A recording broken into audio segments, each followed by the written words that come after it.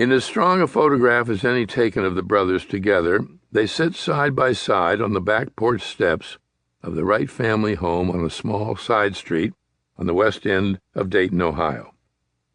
The year was 1909, the peak of their fame. Wilbur was 42, Orville 38. Wilbur, with a long poker face, looks off to one side as though his mind were on other things, which most likely it was. He is lean, almost gaunt, long of nose and chin, clean-shaven and bald.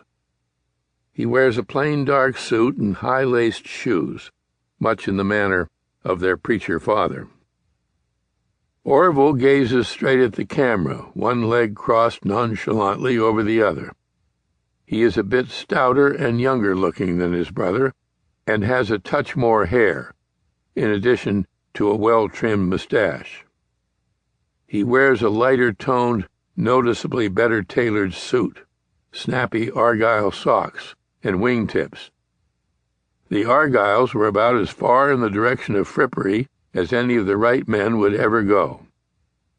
Prominent, too, in the pose, appropriately, are the hands, the highly skilled hands that by the time the picture was taken had played a substantial part in bringing miraculous change to the world.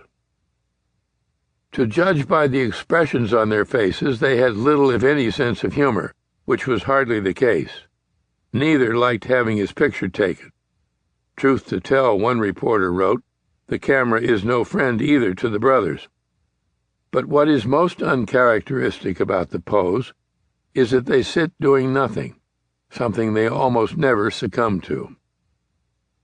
As others in Dayton knew, the two were remarkably self-contained, ever industrious and virtually inseparable. Inseparable as twins, their father would say, and indispensable to each other. They lived in the same house, worked together 6 days a week, ate their meals together, kept their money in a joint bank account, even thought together, Wilbur said. Their eyes were the same gray-blue, though Orville's were less predominant and closer together. Their handwriting was quite alike, consistently straight and legible, and their voices so alike that someone hearing them from another room had trouble knowing which one was doing the talking. If Orville was always noticeably better dressed, Wilbur, at 5'10", stood an inch or so taller, and as would be said, more often in France than in Dayton, women found him somewhat mysterious and quite attractive. Both loved music. Wilbur played the harmonica, Orville the mandolin. At work they sometimes found themselves spontaneously whistling or humming the same tune at the same time. Both were strongly attached to home. Both liked to cook. Biscuits and candy were Orville's specialties. Wilbur took pride in his gravy, and for the Thanksgiving or Christmas turkey, insisted on taking charge of the stuffing. Like the father and the sister Catherine, the brothers had tremendous energy, and working hard every day but Sunday was a way of life, and if not on the job, then at home on improvements. Hard work was a conviction, and they were at their best and happiest, working together on their own projects at the same waist-high bench, wearing shop aprons to protect their suits and ties.